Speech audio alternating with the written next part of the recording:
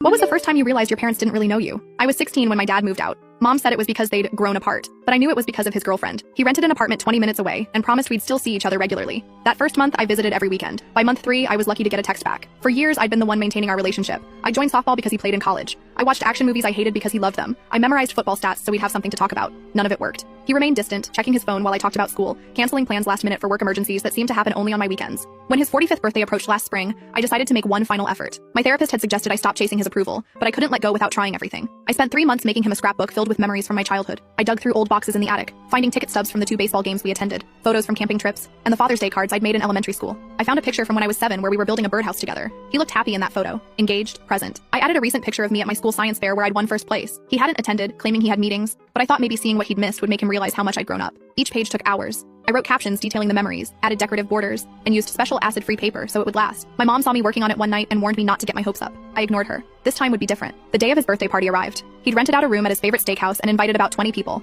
mostly his work colleagues and his girlfriend Malia, who was only 12 years older than me. I wore a new dress and did my makeup carefully. The scrapbook was wrapped in blue paper with a silver bow. When I arrived, Dad gave me a quick side hug and immediately turned back to his conversation. I stood awkwardly for 10 minutes before finding an empty chair at the end of the table. No one spoke to me. I watched Dad laughing with his friends, refilling their wine glasses, completely in his element. After dinner, people started giving him gifts. Work friends gave him expensive whiskey and golf accessories. Malia gave him tickets to a concert. When there was a lull, I approached with my package. I wished him happy birthday and told him I'd made the gift myself. He unwrapped it quickly, flipped through 3 pages without reading anything, and set it aside. He thanked me briefly, already looking past me to see who was approaching next. I returned to my seat, watching as the scrapbook got buried under wrapping paper and gift bags. Later, as people mingled after dinner, I overheard Dad talking to his colleague Matt. They were discussing weekend plans when Matt gestured toward me and asked if I was his daughter. Dad glanced over. "Oh, that's just the kid that lives here." Matt laughed, assuming it was a joke. Dad didn't correct him. I maintained my smile for the rest of the night. I took photos when asked. I declined dessert politely. I thanked the waitstaff. But inside, something had shifted permanently. This wasn't a momentary lapse or a careless mistake. This was who he was, who he'd always been. When I got home, I locked myself in my bedroom and cried until my throat hurt. Not because he'd forgotten my name, but because I'd spent 16 years trying to be unforgettable to someone who had never really seen me. The next morning, I texted Dad thanking him for inviting me to his party. He replied 8 hours later asking if I'd had fun.